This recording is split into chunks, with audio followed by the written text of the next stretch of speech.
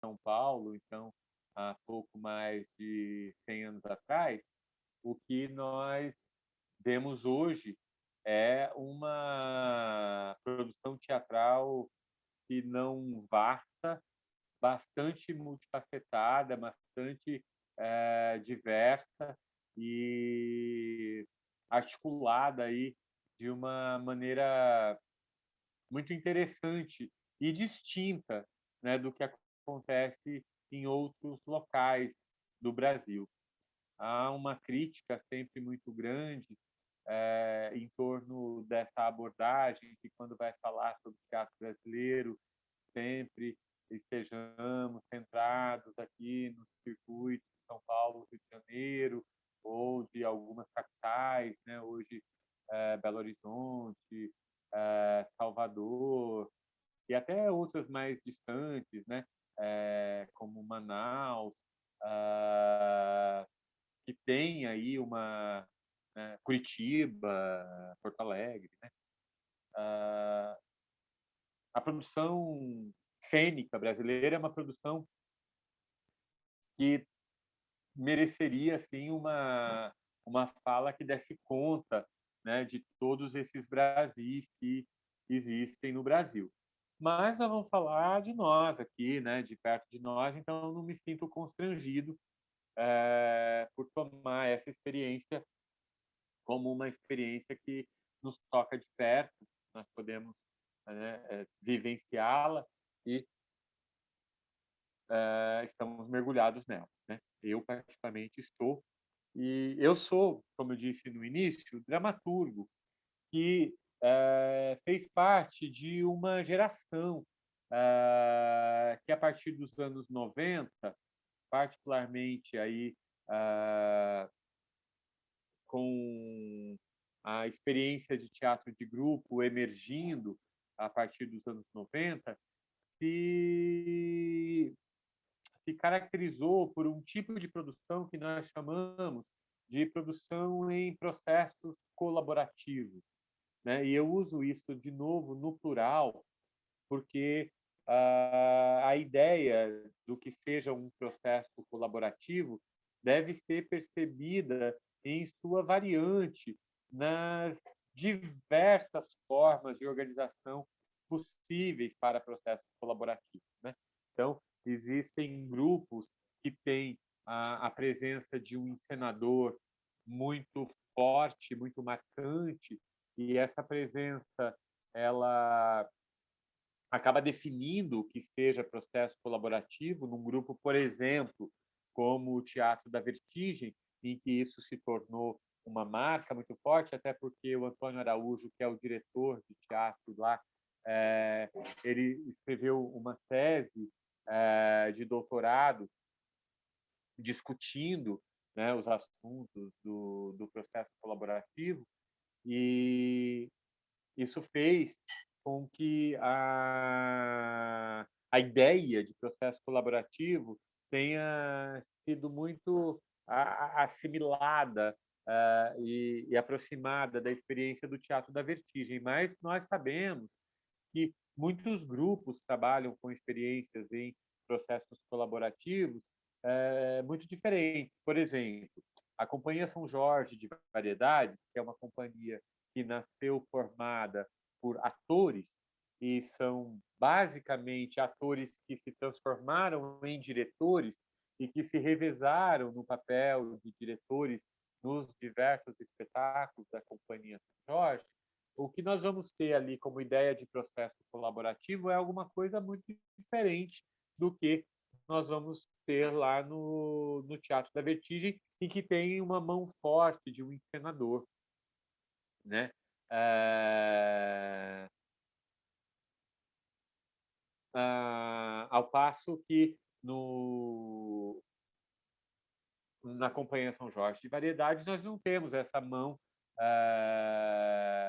tão forte ali demarcada, né?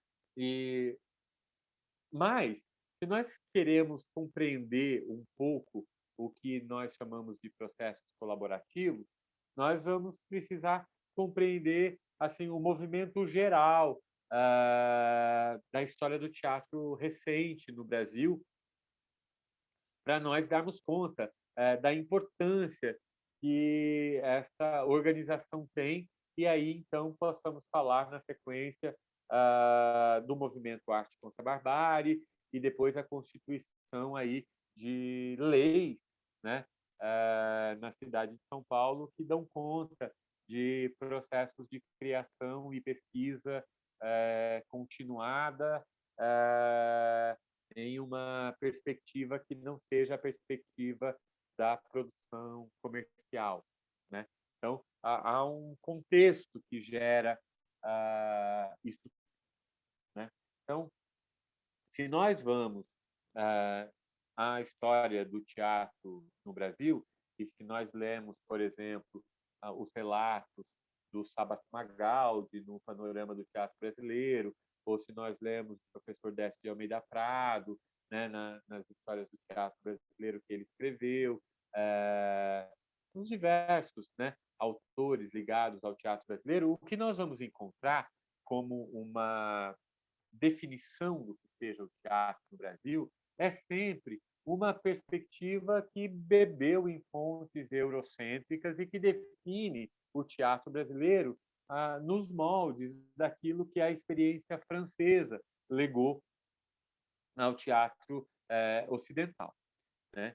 E então, nós não vamos encontrar nessas histórias do teatro nenhuma manifestação de espetacularidade popular, nenhuma teatralidade vinculada aos folguedos, às festas, às procissões, às religiosidades afrodescendentes, aos ritos ameríndios, nem nada disso. Nós vamos encontrar ali aquela formalização de que o teatro acontece num espaço que é um espaço definido à moda de um palco à italiana, né? Ou seja, um palco frontal com atores representando dramaturgias escritas por autores de gabinete, sejam eles autores nacionais ou não, porque com o passar do tempo houve também aqui no Brasil a produção, né, de dramas conforme este modelo textocêntrico de um teatro afrancesado, né? A forma clássica pela qual a organização teatral se dava no Brasil até o século XIX é a forma da companhia. E eu acabei de falar que companhia São Jorge de Variedades, mas se a gente pensar nessa ideia do que é uma companhia hoje, né, nós não estaremos falando daquilo que se consagrou como uma ideia de companhia teatral no Brasil até avançadas décadas do século XX. Uma companhia teatral no Brasil, ela é uma forma privada de produção teatral, ou seja, existe um dono nessa companhia. Essa companhia, portanto, ela se define quase sempre pelo nome, né, deste dono da companhia. Então, havia a companhia do Procópio Ferreira, havia a companhia do Leopoldo Frois, havia a companhia desses grandes nomes, né, da teatralidade no Brasil, a companhia do João Caetano, fossem eles atores, fossem eles, em geral, atores aqui no Brasil, né? Porque mesmo quando há dramaturgos ou uma outra coisa aí na estrutura, e eu falo outra coisa porque a ideia de diretor de teatro é uma ideia recente até para os parâmetros europeus, né?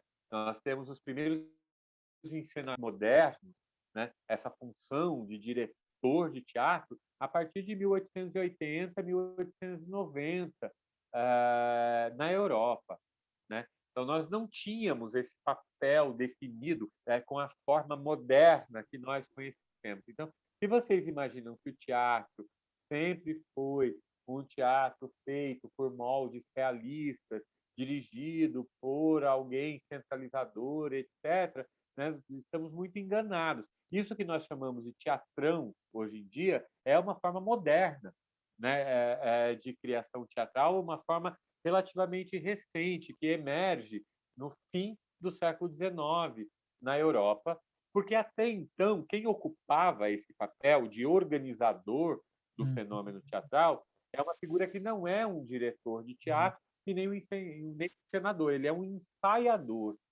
Em geral, ele Isso é eu acho que é um uma coisa ator. legal, Toscano, de você trazer para a gente diferenciar, porque a gente, quando vai falar sobre teatro, e principalmente quando a gente vai falar sobre século XX, a gente usa muito a palavra encenador, e às vezes as pessoas misturam com a ideia de diretor, e agora você está trazendo uma terceira figura que vem antes, que é o ensaiador. Então, eu acho que deixar essas três figuras claras, essa distinção, acho que pode ser legal.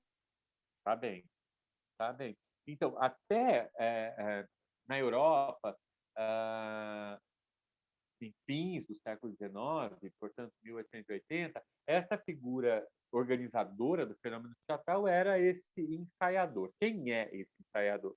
Em geral, alguém que faz teatro há muito tempo, alguém que conhece bastante da linguagem teatral e que conhece como estão codificados os aspectos da linguagem cênica tradicional ali posta. Ou seja, alguém que sabe fazer as entradas e as saídas dos atores, alguém que sabe posicionar os atores em suas marcações, alguém que sabe como fazer uma posta em cena, ou seja, ele sabe colocar um texto em cena. Ele sabe se um texto ele é um texto de boulevard ou se ele é um texto de interior, ele é um texto palaciano, porque esses cenários, em geral, eles eram telões pintados e as companhias já tinham esse repertório. Não existia essa ideia de a gente produzir uma cenografia para um espetáculo novo que a gente vai fazer. As companhias já tinham. Então, se a peça é de boulevard, eu estendo o telão pintado de boulevard que eu tenho e ele serve para qualquer peça de boulevard. Se é uma peça de palácio, não importa se é Branca de Neve ou Hamlet. Eu tenho o telão do palácio e eu levanto o telão do palácio numa bidimensionalidade ali, um telão pintado, em geral, artistas plásticos, né?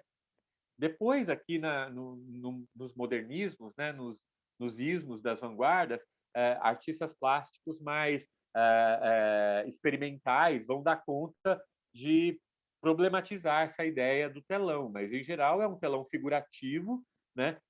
Se é no teatro romântico de inspiração da pintura romântica, se é do teatro neoclássico de inspiração neoclássica e assim por diante.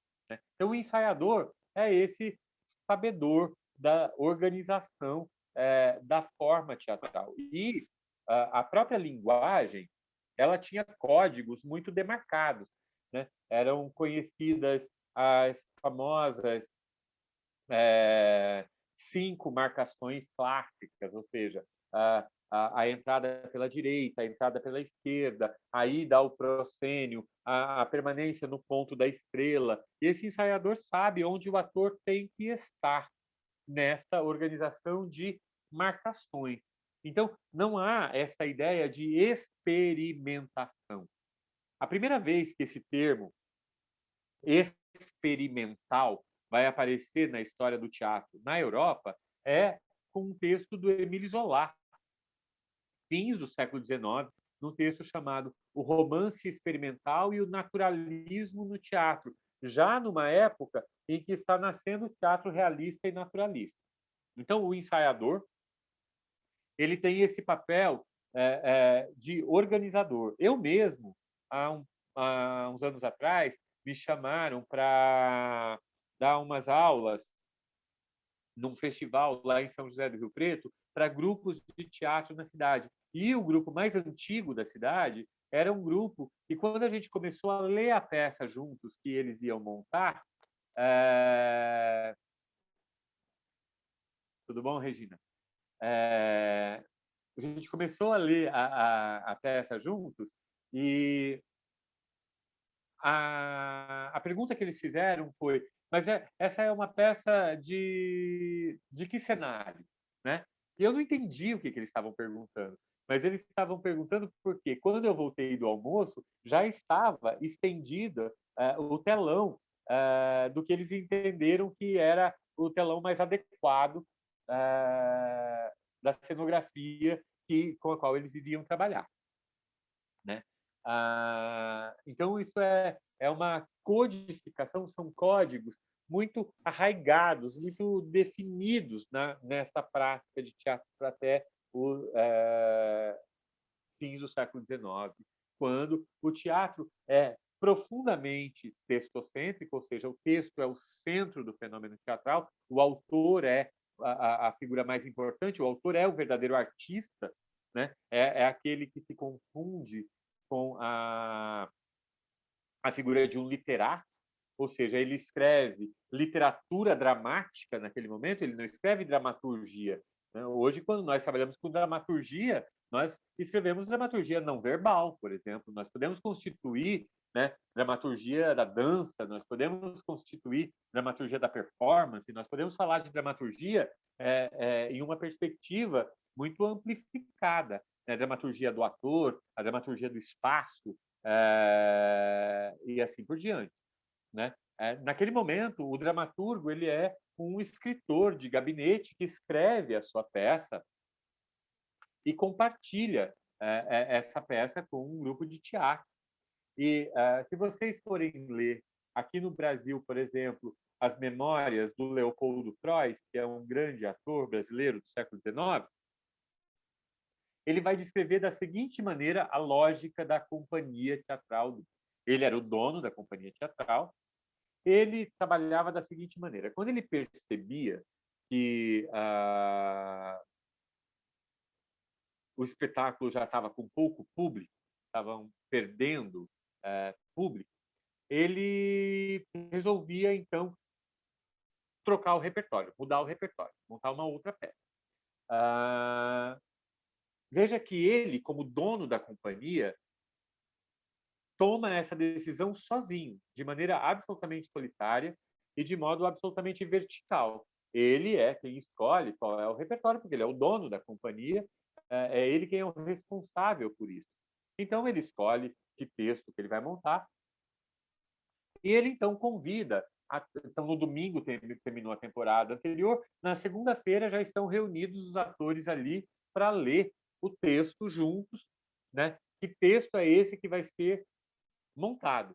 Em geral, ele, como o ator mais maduro, mais experiente, era o próprio ensaiador, embora fosse o primeiro ator da companhia, ele também é o ensaiador. Então, na terça-feira, ele já começa a colocar os atores em seus respectivos lugares, em uma montagem que vai durar uma semana, no máximo, o seu tempo de montagem, porque os atores nem precisavam memorizar os textos, porque havia ali no proscênio uma caixinha no chão em que ficava uma pessoa lendo o texto, né? Não sendo visto pela plateia, mas lendo o texto, cantando o texto para o ator. E o grande talento do ator é o de conseguir ouvir o ponto, né? Hoje os pontos são eletrônicos, né? Mas quando existe ponto, quase não existe mais, né? Na prática teatral.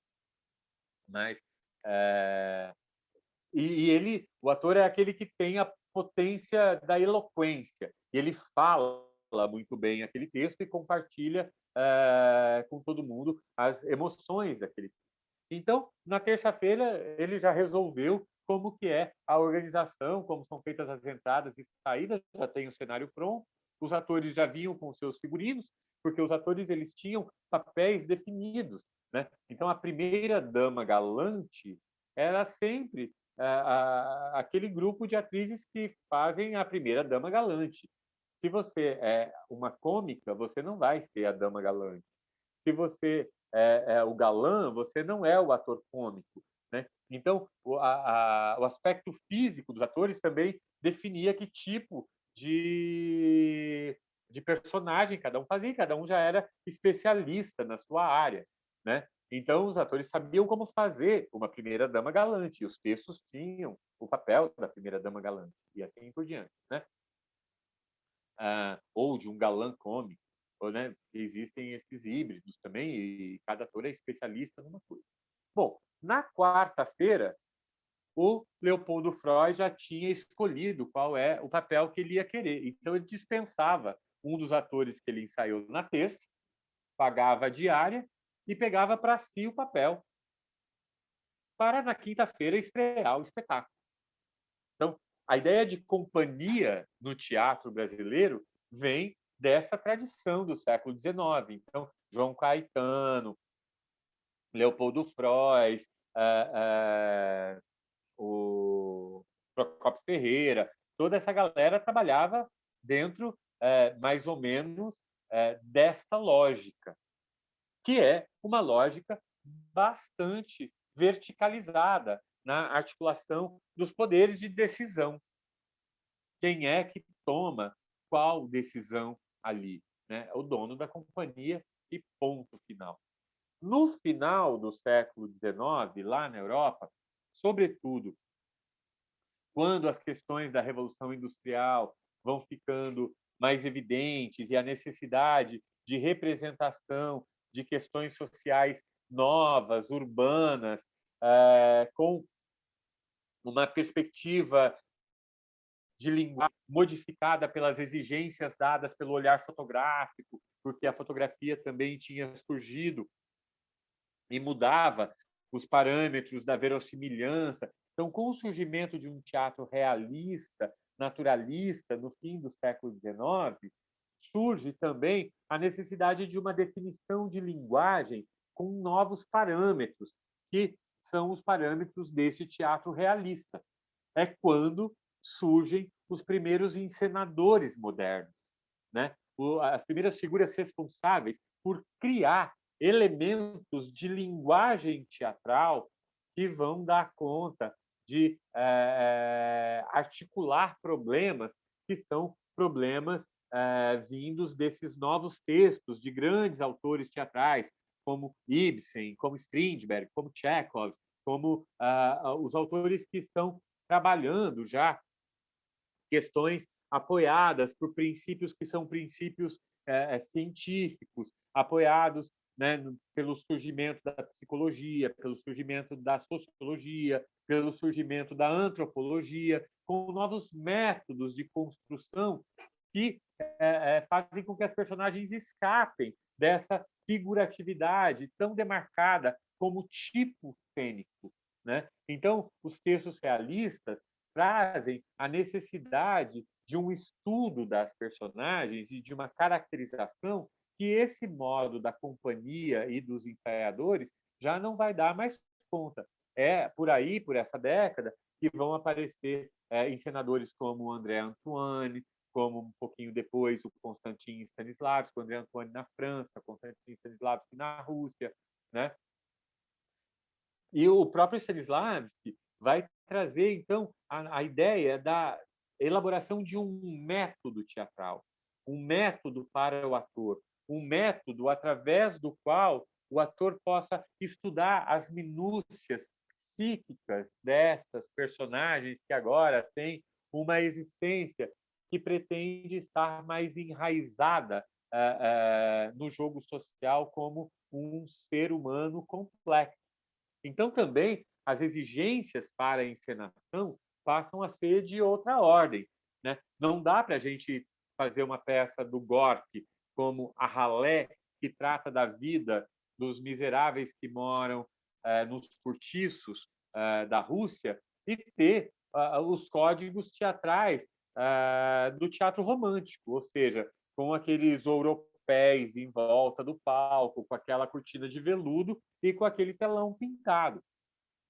É necessário agora articular uma tridimensionalidade para a cenografia, para a cena. A cena vai ganhando, né, vai saindo do chão, vai ganhando altura, vai ganhando tridimensionalidade. E o encenador, então, é esse sujeito que vai conduzir o ator, mas mais do que conduzir o ator, ele vai conduzir a conceitualização de um espetáculo.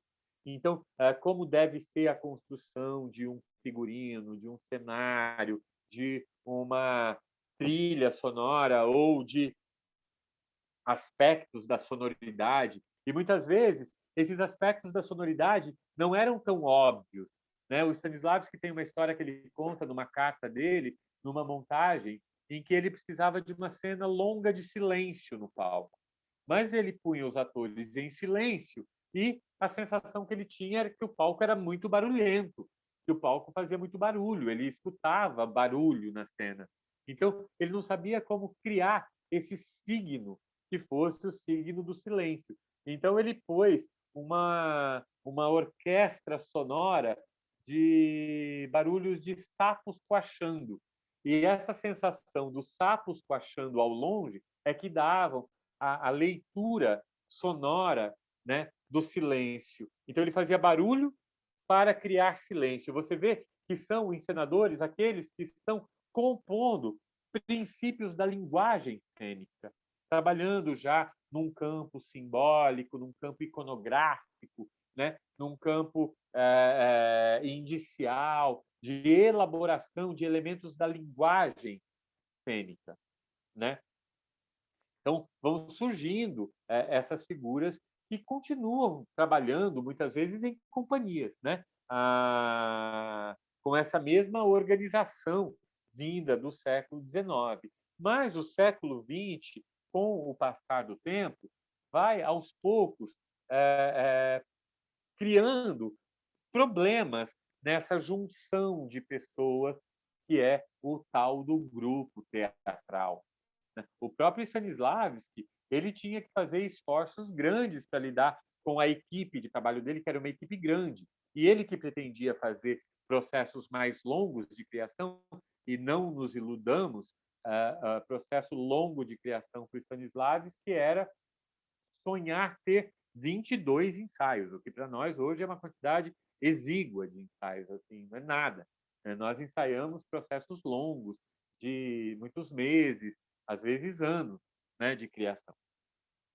Mas o Stanislavski sonhava em ter 22 ensaios, o que já era uma vitória contra aquela tradição que vinha de montar uma coisa de uma semana para outra, né? Então, ele, para controlar os ânimos ali dos atores, ele vai horizontalizando um pouco essas relações. Né? E para isso ele escrevia, por exemplo, nas paredes, né? Não existem pequenos papéis, existem pequenos atores, para convencer os atores de que os papéis pequenos eram tão importantes quanto os grandes papéis, né? Porque aquela história do Star System, né? Das divas, dos grandes atores, era vigente de uma forma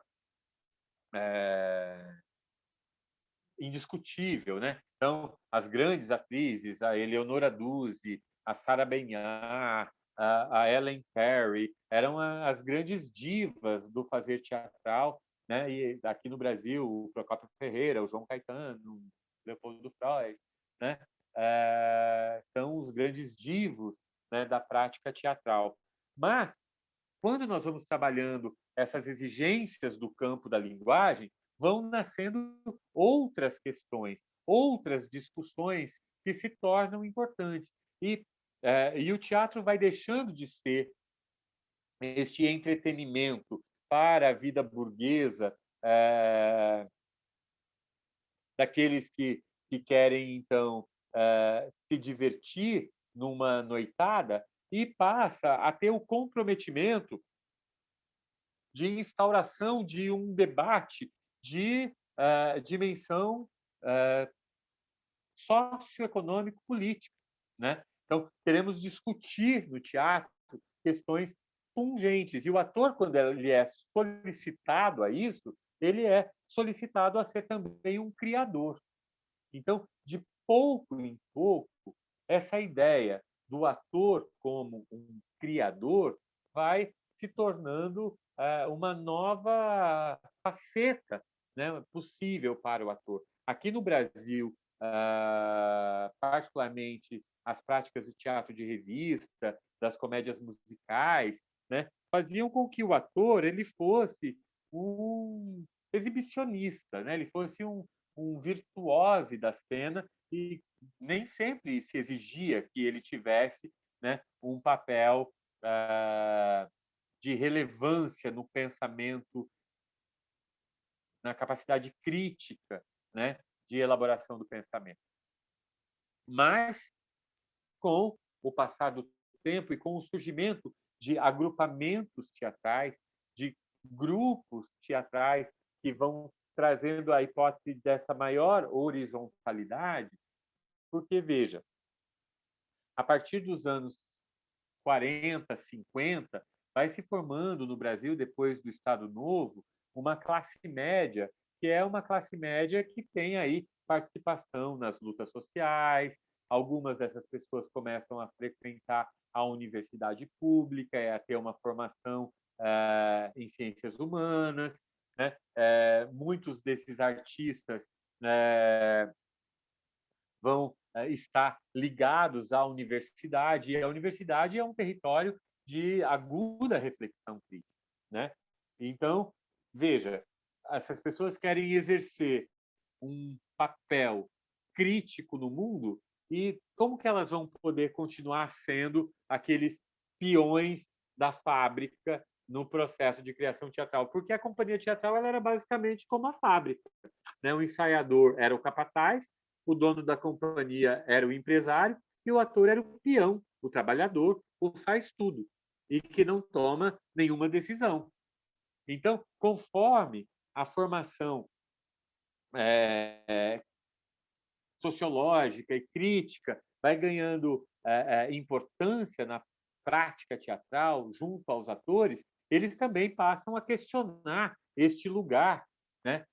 Constituindo aquilo que nos anos 50 foi em toda a América Latina uma explosão de grupos teatrais, né? Aqui no Brasil nós tivemos a experiência do teatro oficina, do teatro de arena, do opinião, mas também, né, da experiência do teatro experimental do negro, né? Nós vamos ter grupos na América Latina, no Peru, na Colômbia, na Argentina, na Bolívia, no Uruguai, que tem esse mesmo movimento, que é o surgimento de agrupamentos que pretendem uma maior horizontalização nessas relações de criação, em que o ator participe de maneira mais decisiva, não só na escolha do repertório, mas também na maneira autoral de elaborar a cena. Surgem aí os primeiros grandes encenadores brasileiros, né? Então, tinham aqueles que vinham do TBC, que eram quase todos italianos, e que faziam um teatro à moda europeia, né? O Teatro Brasileiro de Comédia, mas começam a surgir, então, encenadores como o Zé Renato, o Zé Celso Martinez Correia, o Antunes Filho, o Abdias Nascimento, e assim por diante. Figuras que vão pensar uma cena ligada a esta noção de uma criação coletiva, né? Métodos de criação coletiva começam a aparecer. Por exemplo, o teatro de arena realizava uma prática que se chamava a prática do teatro coringa, né? E o ator tinha um papel decisivo ali, experimentando diversas personagens. Embora a primeira formação desses atores aqui no Brasil tenham sido de base, a primeira formação tenha sido de base stanislavskiana, portanto, de um teatro realista, de interiorização psicológica, logo com a chegada das ideias do Brecht nos anos 60, vão surgindo métodos de criação que envolvem, né, um ativismo político muito forte por parte desses atores. E, particularmente, com o golpe militar de 64, a necessidade de um enfrentamento em relação a isso se torna urgente. Então, basicamente, entre 64 e 68, quando ainda era possível, antes do AI-5, uma uma prática desta ordem, se instauraram. Então, pesquisas que levaram a espetáculos como Arena contra Tiradentes, Arena contra Zumbi, né? As práticas, por exemplo, do teatro de arena. Ou a perspectiva de um espetáculo de 1967, que para muitos é o espetáculo mais importante da história do Brasil, que é O Rei da Vela, de um encenador que monta um texto do Oswald de Andrade, 30 anos depois do texto ter sido escrito, mas que o primeiro ato tem linguagem circense, o segundo ato tem linguagem operística, e o terceiro ato... Peraí, que eu me confundi. Não. O primeiro ato tem linguagem circense, o segundo ato tem linguagem de comédia de teatro de revista, e o terceiro ato tem linguagem operística, e assim por diante, né? E aí você tem lá o Hélio Eschbauer fazendo a cenografia para o Teatro Oficina, toda essa movimentação que vai ser, né, acachapada pela vinda do AI-5, e nós vamos ter, então, nos anos 70, a constituição de um outro tipo de criação coletiva, que vai ser aquilo que nós chamamos mesmo de criação coletiva. A criação coletiva de grupos contraculturais, ou seja, de pessoas que passam a viver juntos em comunidades, e essas comunidades geram uma vivência, né? Geram uma experiência comum, quase sempre, né? Hippies que moravam juntos ali, produzindo de forma absolutamente experimental e autoral, né? Então, talvez o espetáculo Trate-me Leão, do Asdrubal trouxe trombone, no Rio de Janeiro, capitaneado, de certa maneira, pelo Hamilton Vaz Pereira como liderança, mas com atores ali de uma certa classe média carioca, que podia se lançar a essa experiência de uma criação coletiva em que todo mundo responde por dramaturgia, por cenografia, por interpretação, né? Todo mundo responde junto, criando junto, numa hiper-horizontalidade, né? Isso fez com que, agora eu estou citando aqui uma percepção de um dramaturgo que eu gosto muito, que é o Luiz Alberto de Abreu. Ele tem um texto sobre essa história do teatro de grupo no Brasil, né? A percepção dele é a de que isso tudo também gerou uma série de problemas para os grupos, porque nem todo mundo que estava ali fazendo figurino, ou cenografia, ou dramaturgia, tinha uma formação para trabalhar nisso. E acabava acontecendo que esses espetáculos de criação coletiva eram uma espécie de colcha de retalhos, amarrada de uma forma muito democrática, muito horizontal, mas pouco contundente do ponto de vista artístico, né? E isso faz com que, particularmente nos anos 80, quando tem aí a emergência dessa geração yuppie, né, mais integrada ao capitalismo, com aquelas grandes produções dos grandes diretores dos anos 80, né? Quando se conceitua essa ideia do trabalho do diretor de teatro como um profissional que você contrata para te dirigir, né? Porque o diretor, diferente de um encenador, o encenador ele tem um projeto cênico, um projeto conceitual de linguagem. Um diretor, ele não é um ensaiador, ele também tem um pouco disso, mas ele é mais um realizador, né? De um determinado projeto. Mas nos anos 80, esse hiperpragmatismo da mentalidade yuppie dos anos 80 faz com que, de novo, se centralize na figura dos diretores. Dos anos 80, se você for lembrar dos espetáculos, você vai sempre se lembrar de espetáculos que são dos diretores. Você não foi ver o Macbeth do Shakespeare ou de um grupo, você foi ver o Macbeth do Antunes Filho, você foi ver certa peça do Ulisses Cruz, certa peça da Bia Lesta, certa peça, e são diretores talentosíssimos, alguns deles encenadores propriamente, né? com projetos conceituais de teatro que acabam construindo uma trajetória poética própria.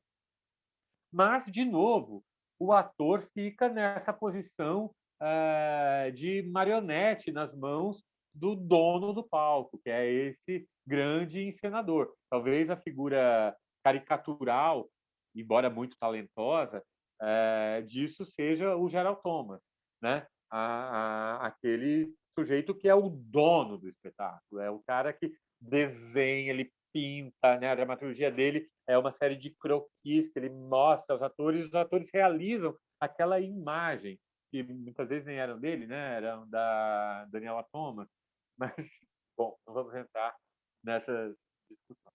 O apagamento do feminino é uma constante no teatro brasileiro até hoje, né? Então,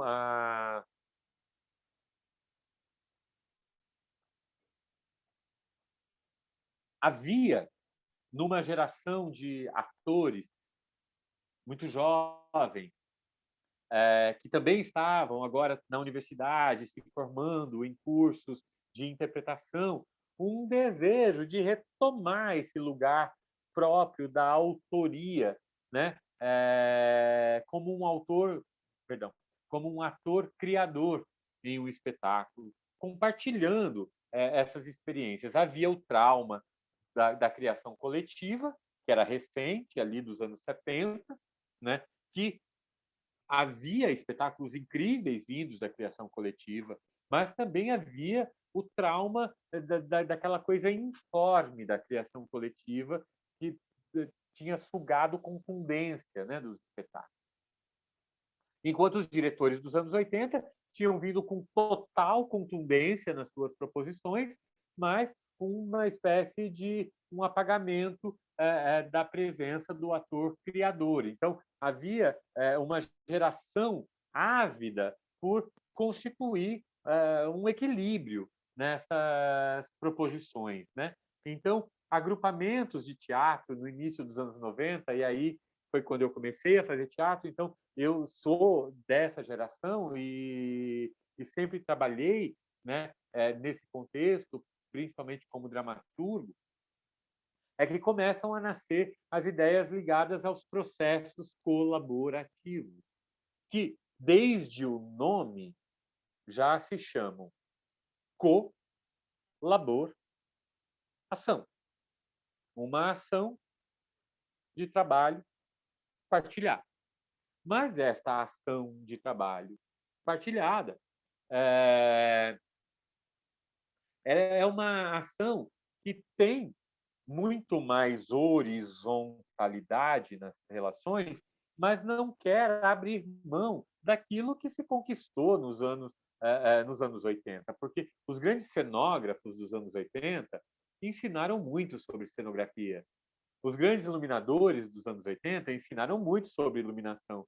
E esse apuro técnico poderia estar integrado a um processo colaborativo. Os encenadores poderiam fazer parte de um processo colaborativo, desde que nós criássemos métodos de construção de uma cena que, em geral, se dava. Vou dar um exemplo aqui do Teatro da Vertigem, mas os exemplos são diferentes porque esses processos são plurais.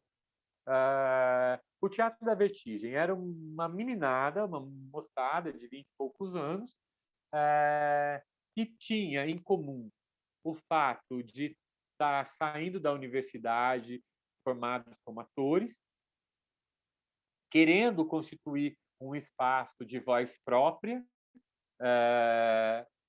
mas tentando se entender no mundo, como que vai ser tudo isso. Então, eles se reúnem para conversar, para falar, né? E tentar elaborar juntos um projeto.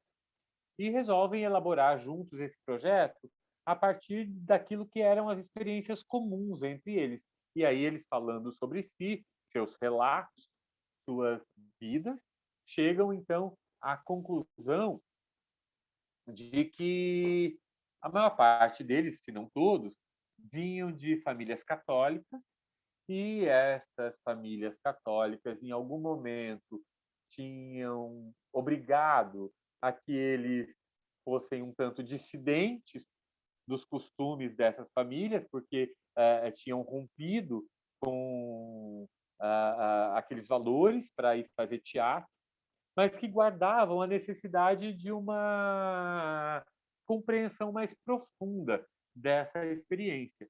E é assim que eles resolvem, então, chegar à trilogia bíblica, que foi talvez uma das coisas mais importantes do teatro dos anos 90 no teatro brasileiro, né? Então, eles se aproximam de estudos bíblicos com o olhar dos artistas que estão agora. A partir disso, chegam à decisão de que vão trabalhar com o Gênesis e, trabalhando com o Gênesis, vão a um poema do John Milton chamado O Paraíso Perdido e resolvem montar o Paraíso Perdido. Encontram uma parceria com um padre muito progressista ali na região da Santa Ifigênia, ocupam uma igreja e realizam um espetáculo, né, num espaço que já articulador dessa dimensão performativa que o teatro contemporâneo passa a ter como acontecimento, né? Ou seja, o teatro não necessariamente acontece mais em espaços previamente definidos, como espaços teatrais, né, em palcos à italiana. Isso já há algum tempo vinha acontecendo, mas agora isso passa a ter a perspectiva da experimentação de espaços alternativos que guardam uma memória, né, e que, portanto, têm uma presença simbólica que não pode ser apagada. Uma cena de nudez acontecendo na igreja tem uma força, né, que não é a mesma que num palco à italiana, né? Agora, o mais importante de tudo isso foi a definição desse método de trabalho, porque eles chegam ao tema, eles chegam à obra de partida, mas eles não vão decorar o texto e falar esse texto e o diretor vai montar tudo isso. Eles se põem a criar uma dramaturgia do ator, uma dramaturgia do acontecimento do ator, cada um propondo coisas que nascem da presença do ator. E então chama-se o diretor, o dramaturgo, o iluminador, o cenógrafo para ver esse material. E todos eles passam a trabalhar a partir deste material que vem do ator. Então o dramaturgo vai lá, pega esse material, escreve em sua casa alguma coisa que não é uma literatura de gabinete que ele escreveu para o ator montar, mas um material que vem do trabalho do ator, em que a espacialidade tem uma importância, em que o tempo tem uma importância, em que o movimento tem toda uma linguagem não verbal, passa a fazer parte dessa constituição dramatúrgica, né? E aí o iluminador então chega com uma provocação, olha, eu proponho aos atores. Aí os atores pegam o material que vem do dramaturgo, que vem do iluminador, que vem do cenógrafo e refaz a sua cena a partir daquilo que o dramaturgo criou. E esse jogo de idas e vindas vai amarrando num processo de colaboração uma voz autoral partilhada, mas que cada um ainda tem o seu lugar próprio na cena. Continua tendo um dramaturgo, né? O Luiz Alberto de Abreu era o dramaturgo de O Paraíso Perdido. Não, minto. O Sérgio de Carvalho. O Luiz Alberto de Abreu foi dramaturgo do livro de Jó, que foi o segundo espetáculo dessa trilogia, que foi um espetáculo em que eles já chegaram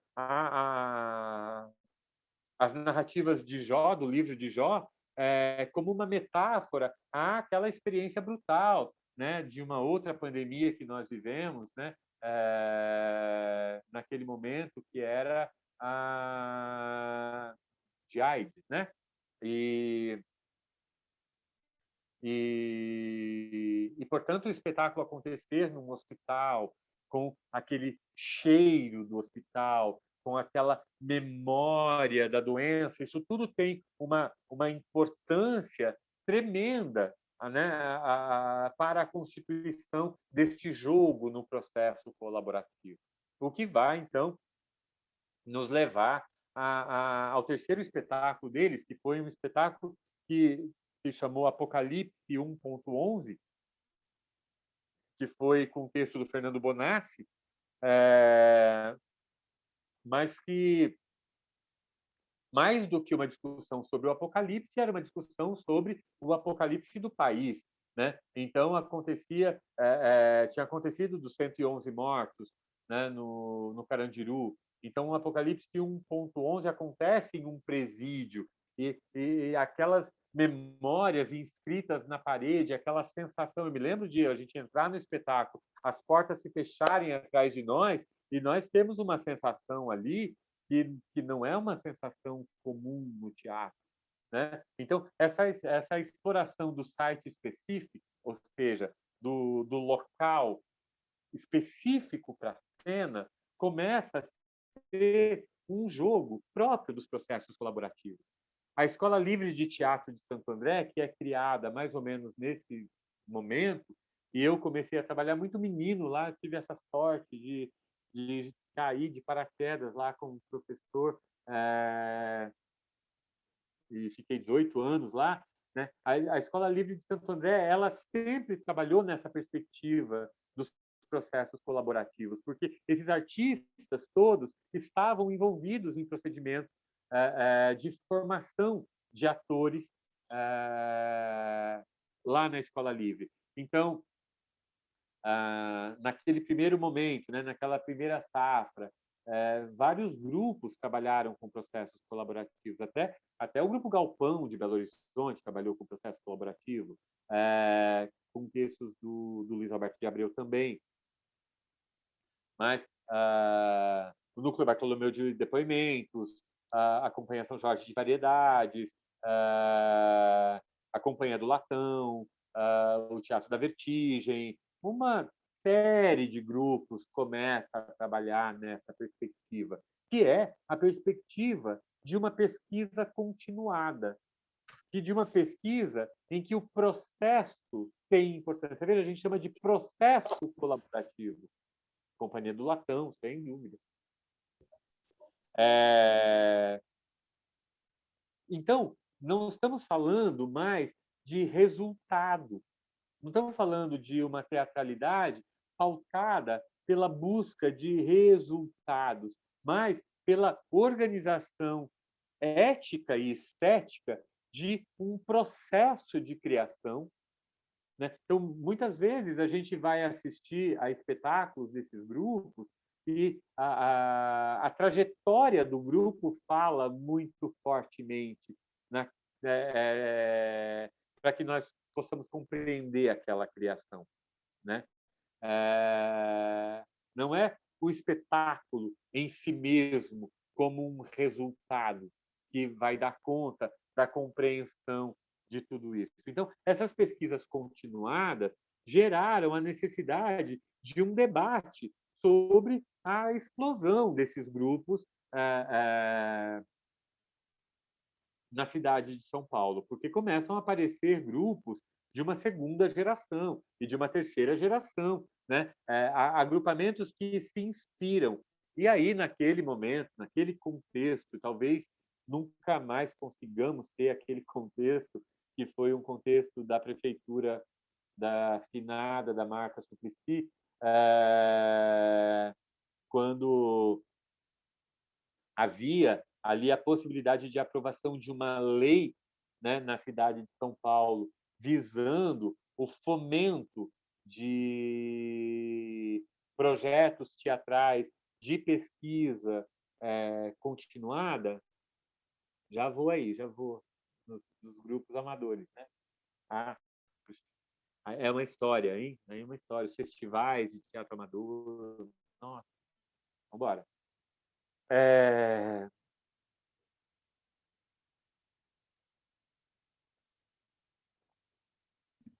Deixa eu Mas, aproveitar e falar só uma coisa, assim, Toscano, só para se eu não conseguir tomar uma água. É, só que eu acho que algumas coisas que o Toscano fala, eu acho que é legal a gente ter em mente, assim, quando ele fala sobre essa relação do teatro da vertigem e como que eles se apropriam de uma ideia de texto e como que eles se apropriam de um jeito de fazer teatral, que difere de uma ideia tradicional de você pegar um texto pronto, reproduzir um texto clássico, tal qual ele é escrito, e fazer ali uma cenografia num palco italiano. Eu acho que essas provocações para a gente, principalmente a gente que é mais novo, que vem já de uma outra geração, que já nasce junto aí com a performance muito forte e trazendo jeitos diferentes de dar a ver teatralidades, eu acho que isso para a gente é mais comum, é até mais fácil de chegar perto, mas que é legal a gente ter na cabeça, porque tem um lugar aí que a gente vai entrar nesse projeto de ir catando uma história e essa história leva a gente para um poema, que leva a gente para um autor, e aí esse autor, quando a gente vê, é o que a gente vai se debruçar para fazer a história desse projeto, assim, acontecer. Então, ficar com essas ideias, principalmente para quem não é da área do teatro, sintam-se à vontade para, pô, vi vocês discutindo sobre um assunto, tem esse texto que é da psicologia, e que psicologia e teatro se esbarram em várias histórias aí, dentro da história de várias companhias aí, e eu acho que isso aqui tem a ver com a gente. A gente vai ler isso, e isso pode ser uma provocação que, de fato, contamine a gente nesse sentido. Então, acho que isso é legal também, quando o Toscano traz isso, é também para a gente ver que não existe um formato em especial, existem experimentos. Essa ideia da experimentação começa a ficar muito forte e a gente também vai fazer isso, né? Quando ele fala essa coisa do site específico, que eu não sei se ficou claro para todo mundo, que é quando você usa todo e qualquer lugar como um espaço possível de ser cênico, e você cria a partir desse espaço. Esse espaço pode ser um banheiro, pode ser uma praça, pode ser o viaduto do chá, como o próprio Vertigem também fez isso em um dos seus trabalhos. Eu acho que a gente ficar com essas coisas na cabeça também podem ajudar muito. E quando ele fala sobre pesquisa continuada, que eu também não sei se fica claro para todo mundo, é porque tem uma galera aí que começa a estudar um jeito de olhar para a criação artística que também bebe muito do academicismo, né, Toscano? É um jeito muito acadêmico também de você olhar para uma pesquisa, né?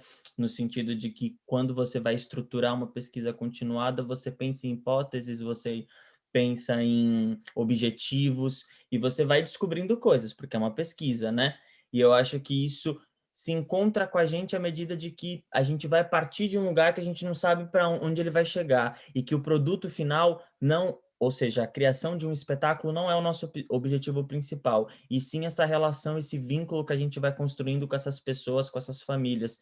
Eu sempre falo isso quando a gente está trabalhando com esses participantes, a gente não trabalha com eles sozinho, a gente trabalha com a família deles, porque eles estão juntos, é eles quem logam, principalmente agora na tela aqui, é eles quem acessam, é eles que abrem o computador, é eles que perguntam: Márcia, posso ficar aqui? Ô, Márcia, quanto tempo eu vou poder ir para o meu médico? Que horas que vai acabar? Então, a interferência dessas famílias é muito forte, e eu acho que isso é bom para a gente, como equipe, também se apropriando, porque e fazer disso um jogo, tá? Enfim, desculpa te cortar, Toscano, mas é só para também trazer essas ideias. é importantíssimo isso que você está dizendo, porque essa dimensão de processo cria também uma perspectiva pedagógica no fazer teatral. Ou seja, essas equipes elas vão precisando se formar, né? A Regina colocou aí, né, a questão do teatro amador. Muitos desses grupos vêm de experiências que são experiências formativas, mas não são experiências formativas acadêmicas. São experiências que a pesquisa continuada vai estabelecendo, né, um processo de formação, inclusive dos próprios atores e tudo mais. E não só dos atores, porque um dos aspectos que a lei de fomento trouxe e que foi um anseio por parte desses grupos é a perspectiva de uma contrapartida social. Ou seja, o grupo ele recebe um dinheiro da prefeitura para manter o seu espaço de pesquisa e as suas condições de pesquisa, mas ele também realiza uma série de ações, e que são ações formativas, que vão deixando marcas, né? Não só nas plateias, e não só nas plateias do centro, porque essas pesquisas continuadas vão cada vez mais capilarizando, né, a hipótese de uma prática teatral que não seja a do centro da cidade, que seja a perspectiva, né? Hoje essa discussão sobre centro e periferia ela está completamente já implodida, mas houve um tempo em que era extremamente importante, né, fomentar a produção na periferia, né? Hoje você tem uma produção periférica que é central, né? Você tem aí um embaralhamento muito interessante de tudo isso. Mas eu me lembro quando a Escola Livre de Santo André, por exemplo, foi criada, num projeto do prefeito Celso Daniel, a ideia é que a Escola Livre de Santo André não fosse no centro de Santo André. Ela fica na periferia de Santo André, no bairro, não é uma super periferia, mas fora do centro. Ela fica perto do trem, perto da linha do trem, para que as pessoas possam ter acesso a ela, né? E ela tem a perspectiva de formar não da maneira como, por exemplo, a Escola de Arte Dramática formava, ou as escolas do centro formavam. Ou, havia a perspectiva de formar aquele sujeito que vai fazer teatro ali no seu lugar e que vai constituir seu pensamento e sua maneira de gerar e gerir teatro no seu lugar de origem, então no bairro, na periferia. Eu me lembro de alunos nossos que chegaram assim com aquele tipo de alfabetização mínima, né? Funcional, né? Então, mal sabendo ler, e que saíam da escola lendo textos importantes da literatura, assim, com Gabriel Garcia Marques embaixo do braço. E meninos que vinham de comunidades que eu, por exemplo, não podia entrar depois para dar aula porque eu não teria a mesma aceitação que ele. Então, foram sendo formadas pessoas que podiam voltar para os seus locais de origem e trabalhar nos seus lugares de origem projetos que fizessem sentido ali, né, com os aprendizados dessa horizontalização das relações, que deixa de ter, né, esse lugar de liderança de um e de esse lugar subalterno do outro, em que todo mundo tem ali uma participação que gera o tempo inteiro formação. Claro, houve uma série de críticas acerca de quando a contrapartida social virou uma mera chancela para se conseguir verba, coisas que não eram muito orgânicas dentro dos projetos, alguns grupos que precisavam ainda estudar um tanto já estavam dando aula, tudo isso teve. Mas isso tudo fez parte de um processo muito lindo de transformação da prática teatral de São Paulo, né? E que criou, né, uma paisagem na produção teatral e atualmente, né, atualmente, depois da pandemia, a gente não sabe muito dizer o que é atualmente depois disso. Mas que nos últimos tempos, né,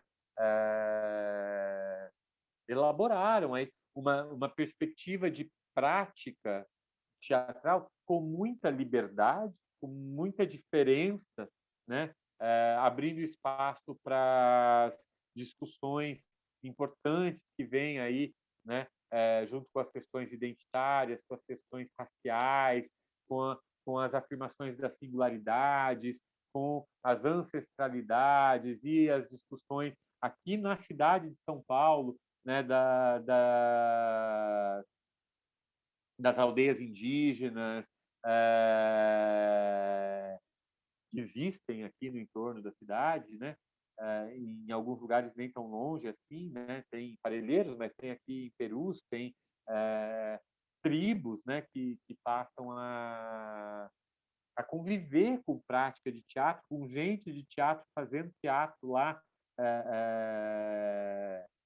nessas tribos, e assim por diante, né? Fora as tribos urbanas e todos os grupos que derivaram a partir disso, né? Então, há uma transformação profunda, né? Alguns desses menininhos que chegaram com 16 anos lá na Escola Livre de Santo André e que naquele momento não sabiam o que queriam com o teatro, a não ser que eles gostavam um pouco de rap, né? Hoje, por exemplo, um deles é o Gé Oliveira. Eu me lembro de quando a gente trouxe o Gé Oliveira. Espera aí que eu já dou espaço para a pergunta. O Gé Oliveira, naquele momento, era um menino de 16 anos que gostava de rap. Hoje ele é se não um dos nomes grandes da discussão sobre teatro e negritude na cidade de São Paulo, aí dirigindo a Gota d'Água Preta, o Coletivo Negro, os espetáculos Farinha com Açúcar, o Entre, espetáculos importantes, assim. E é uma geração inteira, né, uma moçada. Hoje a EAD, né, que é uma escola do centro, né, ela é uma escola negra, né? Tem assim grande parte dos alunos tem, né, nós participamos das políticas afirmativas de cotas e tudo mais, e tudo isso dentro do campo teatral foi uma discussão gerada pelo teatro de grupo, né? Qual é a pergunta que veio aí, escrita, por favor? Eu vou ler aqui, pera. Ô, Regina, se você quiser falar, você que escreveu. Ah, não, foi o Thomas, desculpa. Mas a Foi... Regina falou antes também, se ela quiser Isso, colaborar aí. se vocês quiserem colaborar. Só uma coisinha, Toscano, você trouxe essa questão da representatividade, da identidade, que eu acho que é super importante, e uma coisa que eu fico pensando muito a respeito, desde que eu entrei nesse contexto de trabalhar com a deficiência, a partir do contexto das artes, é que as questões de representatividade estão muito fortes, né? Já se tem um caminho, um percurso, uma discussão e uma projeção em relação às questões raciais, em relação às questões de gênero, de sexualidade, e eu acho que agora também, e aí a gente pensando o contexto que eu tô, né, do Instituto e as coisas que vêm sendo produzidas nos últimos anos, vem-se cada vez mais tendo uma galera com deficiência tomando espaço, projetando, fazendo seus trabalhos, e agora tem companhias que já não conseguem mais trabalhar se não pensando o viés da deficiência, o contexto da deficiência, como que eu faço um trabalho que de fato seja inclusivo, que de fato consiga chegar em diferentes públicos. Eu acho que essa é uma discussão, pelo menos agora, artisticamente, tem me interessado muito. É por aí, inclusive, que eu vou focar no meu mestrado, porque eu acho que como que eu posso chamar? Do grupo das representatividades é o filho mais novo, sabe? É o que está chegando e que vai começar agora também, o que eu sinto, pelo menos, que nos próximos 10 anos a gente vai começar a conhecer ainda mais grupos formados por pessoas com deficiência e tomando espaços de poder também, de fala, enfim, de se organizar. E pelo menos é isso que eu espero também. No Instituto tem uma galerinha aí que é mais nova, que foi crescendo também, e que já está começando a se apropriar, já está querendo, enfim, dar a ver trabalhos aí. E eu acho que isso é uma tendência, pelo menos do que eu tenho sentido. Na Escola de Arte Dramática, nos últimos 10 anos, nós passamos a ter presenças que eram presenças bem comuns, porque como é uma vestibular muito concorrido, em geral, tem essa coisa, né? Os grandes atores que passam, mas nós passamos a ter grandes atores surdos mudos, é, surda, a menina que entrou, surda. Uma menina que teve paralisia infantil e marcas fortes da paralisia infantil. E esse ano, agora, acabou não entrando, mas foi até a terceira fase. Uma menina, uma senhora já, 50 e tantos anos, cadeirante. né? E eu torci muito para que ela fosse aprovada, né? E que legal que vocês têm esse projeto aí. A Estela, não sei se você se lembra dela, a Estela, ela tem, acho que desde lá dos anos 90 ela faz trabalhos, porque ela tem uma esclerose imunodeficiente, eu não sei como é o nome do que ela tem, Uhum. foi perdendo movimentos e tal, e ela faz espetáculos lá desde os anos 90 sobre essas experiências dela, né? É, Aquela de Lapone que você tá falando? telefone, é. Uhum. Tem mais gente, né, que vem trabalhando com isso, né, de Tem. maneira séria. Há 2 semanas atrás a gente teve uma fala com o Edu O, que eu não sei se você conhece, que ele é professor da Universidade Federal da Bahia, de dança, e ele trouxe uma fala incrível assim para a gente, que alimentou toda a equipe, também os participantes, e fazer com que os participantes também vejam nesse lugar de poder, né, de certa maneira, esse lugar de você poder, de ser o professor, de ser a pessoa que traz a informação, que partilhe o encontro, que media, ser uma pessoa com deficiência. Eu acho que isso é muito importante, assim, para o que a gente tem visto. Aquele palhaço também, o Fernando. Ai, esqueci o sobrenome dele agora. Ah, ele é importantinho. Aí, ele é um rapaz que também Vou pegar aqui meu carregador. teve. Tá bom. Mas a Regina e quem mais ia falar aí? Como é? O que eu ia dizer sobre o teatro amador. Você estava dizendo da formação dos atores, e eu acho que tem a ver com esse projeto que eu escrevi, que é o Inclusão em Cena, aí para o Instituto Olga Cos. O teatro amador, eu venho do teatro amador, eu sou atriz profissional, mas eu venho do teatro amador, e o teatro amador tem uma característica, eu acho, que é o que você estava falando.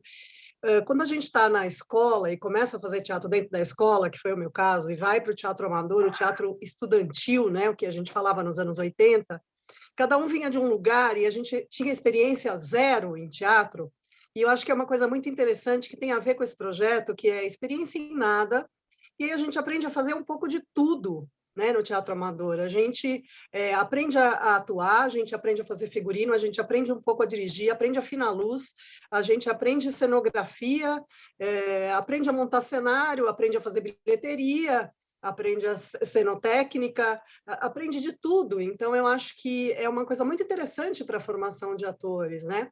Depois da minha experiência profissional, quando eu fiz musical, eu sou manipuladora de bonecos também, né? E aí eu acabei indo para esse lugar, fui parar no musical e que eu não punha nem o meu boneco no lugar. Eu tinha gente para fazer isso, eu estranhava para burro. Falei, peraí, eu não ponho, eu não aponto o meu material, eu não vou colocar as minhas coisas no ponto, eu não preciso ir lá verificar. Que coisa esquisita isso, porque no teatro amador a gente faz tudo, né? E não só no amador, no teatro de grupo, mesmo profissional, a gente tem que fazer tudo, né? E o próprio Sérgio Siviero, você falou do Teatro da Vertigem, o Sérgio Siviero foi da Vertigem e ele começou comigo no teatro amador, né? Antes da formação dele. Então, o Sérgio Siviero é outro que sabe fazer tudo, né? Então, eu acho que é uma formação interessante, só para fazer esse comentário, porque eu acho que tem um link, sim, com esse projeto do Inclusão em Cena. E o outro link que veio do Gustavo agora, falando da pessoa com deficiência no teatro. Eu acho que hoje, sim, eu concordo com ele plenamente, é o irmão mais novo, sim. Hoje a gente fala de teatro para pessoas com deficiência e com pessoas com deficiência, por causa da lei da inclusão, agora as medidas de acessibilidade são obrigatórias, a gente não tem mais como falar de teatro ou de qualquer projeto de cultura e qualquer projeto, ponto, sem medida de acessibilidade, né? Que é então um assunto que está agora que eu acho que a gente tem que repensar, que a medida de acessibilidade não é mais um apêndice, né? A medida faz parte do projeto, a gente já elabora com elas, né? Então, concordo, Gustavo, acho que é isso mesmo. E depois me lembra que eu tenho uma dica para te dar, que você vai fazer mestrado nisso aí. Me lembra que eu falo com você depois aí, que eu acabei de fazer um curso de medida de acessibilidade para projetos de cultura. Eu falo com você depois, te dou a dica também. Né? Obrigado. Mas que delícia, que aula, manda fatura depois. Eu estou aqui, deixei meu trabalho aqui do lado, que o Wolf nos ouça, porque a Silvia deu a dica do que estava acontecendo, eu vim aqui escutar. A Regina Beijo, viu, equipe? é a nossa mulher dos projetos. Ela quem escreve tudo para a gente. Tudo que acontece, que existe dentro do Instituto, sai também da cabeça dessa mulher, assim. Então, sai da nossa, né? Que sem vocês aí não se faz nada aqui. E, na verdade, eu convidei a Regina justamente porque ela, além de escrever, ela é teatro. Como que ela poderia deixar de escrever essa fala? Para tudo, vem pra cá. Agradeço demais, Silvia. Isso foi muito importante ouvir isso. Mas que bom que o projeto de vocês tem tanta gente afinada e talentosa. Meu Deus, que coisa gostosa. Eu não sabia que isso existia, não. Delícia, obrigada, Rogério, de poder ouvir você, viu? E alguém escreveu aí como foi agora? Mais... Posso até falar um pouco da pergunta, Rogério, é mais para entender se tem experiências na questão do teatro, na cultura no geral, mas o teatro enquanto prática cultural que entra em política de saúde pública e especificamente em saúde mental, porque eu digo uma experiência minha que eu trabalhei em CAPS por um tempo e não era uma coisa institucionalizada, tinha uma profissional que a gente pensa muito na psicologia, no psicodrama, só que não é uma prática muito institucionalizada em muitos aparelhos e então eu pensar essa intersecção, não sei, quando que a cultura, o teatro entra na psicologia, na saúde pública, saúde mental, enfim. Então, grupos assim focados nisso, que tenham um trabalho que eu conheça, porque entraram em cartaz com espetáculos, assim, eu me lembro mais fortemente da experiência do ENS. O ENS era um trabalho que fazia parte um teórico da performance, professor bem importante, chamado Renato Cohen, e depois o grupo, depois da morte do Renato Cohen, o grupo ainda existiu, ou talvez ainda exista. Eu acho que ele existe ainda. Existe ainda, né? Em que essas práticas, elas acabam se tornando práticas artísticas bastante densas, radicais. Eu assisti a um espetáculo chamado Gotham SP, que foi ali no Teatro Oficina, né, com participantes, né, que eram todos vindos de situações assim originárias, né, eu nem sei como chamar assim, mas vindos de pacientes de projetos em que eles estavam metidos ali enquanto agrupamento. E eles inspiraram muitas, eu não sei dizer se muitas, mas inspiraram práticas, né, que se deram de forma talvez não tão profissionalizada, sem tanta produção, né, talvez de uma forma mais local, né? Por exemplo, a minha amiga que dá aula comigo na Escola de Arte Dramática, a Bel, ela tem uma filha que tem síndrome de Down e ela faz parte de um grupo de teatro que, desde que ela é adolescente, eles fazem espetáculos continuamente. Então, essas práticas, elas existem. Eu não saberia te dizer porque eu não sou alguém mergulhado nisso. Eu sou alguém que eu vi os espetáculos do ENS porque entraram em cartaz aí no circuito profissional, né? Mas talvez a Márcia saiba falar mais. A Elisa Band é quem ficou. Ela é minha amiga, o trabalho deles é maravilhoso, né, Toscano? Nossa, eu sou fã do trabalho desse grupo. Aí eu segui muito a Elisa, fui em vários espetáculos dela, existe ainda. Hoje ela está trabalhando com afásicos, numa ONG de afásicos também, que é um trabalho muito interessante. Então, existem alguns trabalhos, eu também não conheço muito, mas esse dela é maravilhoso, isso. Maravilhoso. A Elisa estudou na mesma universidade que eu lá em Campinas. Ah, é? Nossa, é minha querida, é minha madrinha de casamento, ela. Uma Aí, amigona. O Guga conheceu ela também. aham. Ela foi muito generosa, Toscana. Ela assistiu o nosso trabalho último de dança e ela pediu um jantar na casa da Márcia porque ela queria entender da onde saíram as ideias para fazer o negócio acontecer e ela, enfim, é uma mulher maravilhosa. Nossa, ela ficou doida com o espetáculo de dança. E a troca foi muito bonita. Entre ela e o Guga foi lindo mesmo. Que bom, que bom. Ela andava dando aulas lá na SP, Escola de Teatro. Acho que ela é Sim. professora, né? Bem ligada com a performance também, É, né? ela fez um espetáculo agora online, que eu vou até quando tiver, ela falou que vai fazer de novo, vou te avisar. Maravilhoso, maravilhoso. Ah, Muito manda, bonito.